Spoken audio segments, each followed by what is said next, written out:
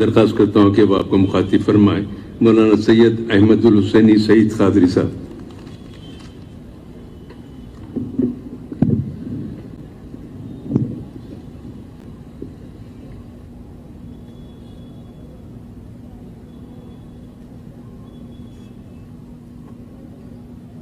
نحمده ونصلي على رسول الكريم اما بعد فاعوذ بالله من الشيطان الرجيم بسم الله الرحمن الرحيم انا اعطيناك الكوثر فصل لربك وانحر ان شانئك هو الابتر صدق الله العظيم وصدق رسول النبي الكريم نحن على ذلك من الشاهدين والشاكرين والحمد للہ رب العالمین۔ سٹیج پر تشریف فرما حضرت مولانا مفتی خلیل احمد صاحب، صدر جلسہ نقیب ملت بیرسٹر اسد الدین اویسی صاحب، صدر کل ہند مجلس اتحاد المسلمین و رکن پارلیمنٹ، علماء اکرام، مشائخ عظام، حاضرین جلسہ، السلام علیکم ورحمۃ اللہ وبرکاتہ۔ مسند لگی ہوئی ہے، مسند لگی ہوئی ہے میرے بادشاہ کی، اس جا جہان دخل ہو وہم و گمان کا، نبی آپ پر سے فدا جان و مال، یہ گھر بار سارا یہ اہل و عیال، قیامت میں حاذق کو بھولے نہ آپ، رہے اس گناہگار کا بھی خیال۔ پروردگار عالم نے آقائے دو جہاں صلی اللہ علیہ وسلم کو اپنے پاک کلام میں ارشاد فرما رہا ہے کہ اے محبوب، بے شک ہم نے آپ کو بے شمار خوبیاں عطا فرمائی، اور آپ اپنے رب کے لیے نماز پڑھیے اور قربانی کرو، اور قربانی کرو، اور جو آپ کا دشمن ہے وہ ہر خیر سے محروم ہے۔ پروردگار عالم نے آقائے دو جہاں صلی اللہ علیہ وسلم کو الکوثر عطا فرمایا۔ مفسرین کرام ارشاد فرماتے ہیں کہ الکوثر یعنی سب سے بہترین جو چیز ہے، جو ہر وہ مقام جو سب سے اعلیٰ ہے، وہ ہمارے اور آپ کے آقائے دو جہاں صلی اللہ علیہ وسلم کو عطا ہوا۔ اگر انگریزی میں کہیں تو دی بیسٹ، ہر چیز میں دی بیسٹ،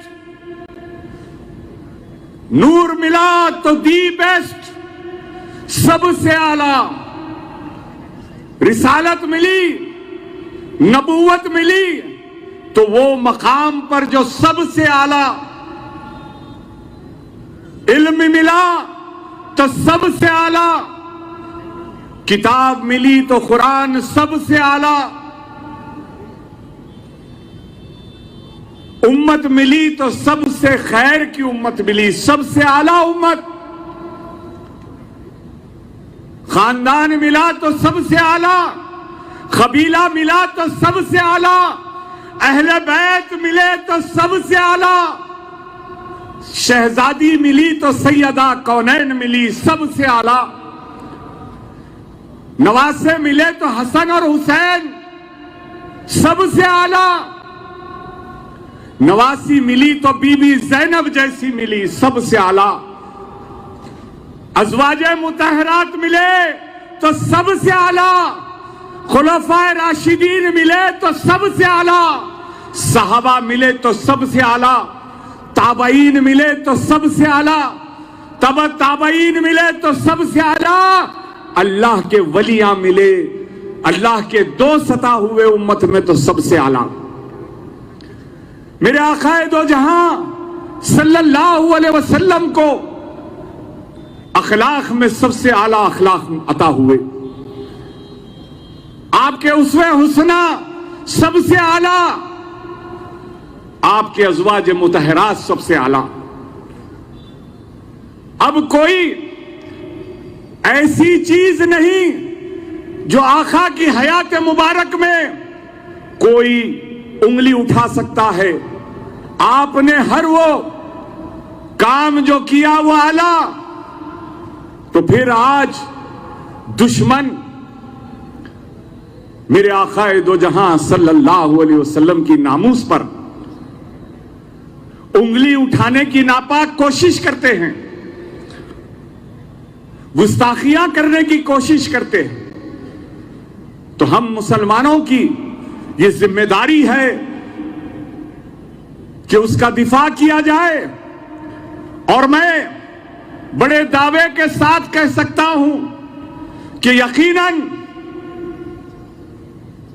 حضرت بی بی عائشہ صدیقہ رضی اللہ تعالی عنہا کی شان اقدس میں جو گستاخی کرنے کی ناپاک کوشش ہوئی, آقا کی شان میں جو گستاخی کرنے کی کوشش کی گئی, ہم کو مطالعہ کرنے کی ضرورت ہے. اور بڑی ہی ذمہ داری کے ساتھ کہتا ہوں کہ لا ریب کا دعویٰ صرف قرآن میں ہے, لا تبدیل لکلمات اللہ کا دعویٰ صرف کلام اللہ میں ہے, اللہ کے کلام میں ہے. میرے بھائیوں, جہاں پر روایت یہ ہے تو دوسری جگہ بھی روایت دیکھی جائے اور اس کو بھی روایت کو عام کیا جائے. خلیفہ اول حضرت سیدنا ابو بکر صدیق رضی اللہ تعالی عنہ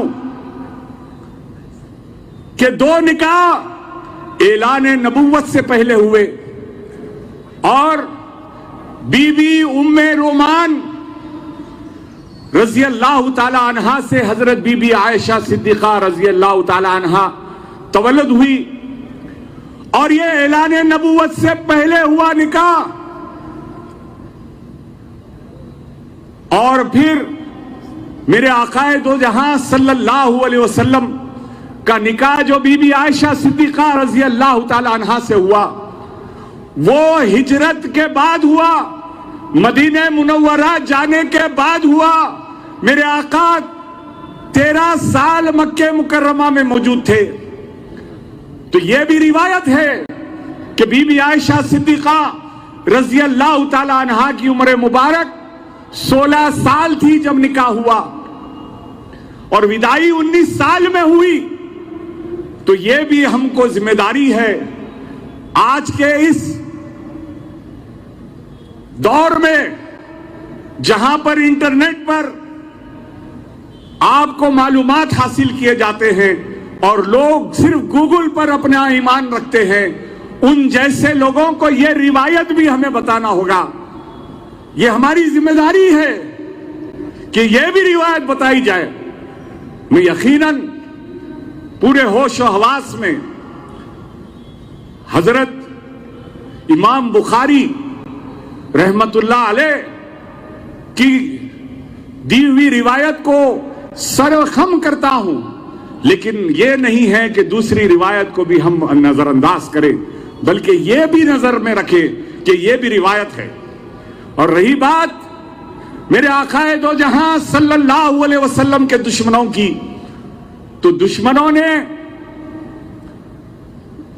جس طرح گستاخی کرنے کی کوشش کی, ان کو تاریخ کو یاد رکھنا ہوگا کہ کہاں ہے وہ ابو لہب ابو جہل جو گستاخی رسول میں اپنی زندگی کو بسر کی. کہاں ہے ان کی اولاد, کہاں ہے ان کا نام و نشان؟ اللہ نے ان کے نسلوں کو ختم کر دیا. کہاں ہے یزید؟ اللہ نے اس کی نسل کو ختم کر دیا. کہاں ہے شمر؟ اللہ نے اس کی نسل کو ختم کر دیا.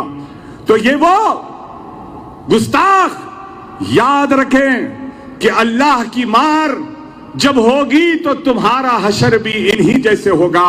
اور جب یزید نہ رہا تو آج کا یزید کہاں بچنے والا ہے؟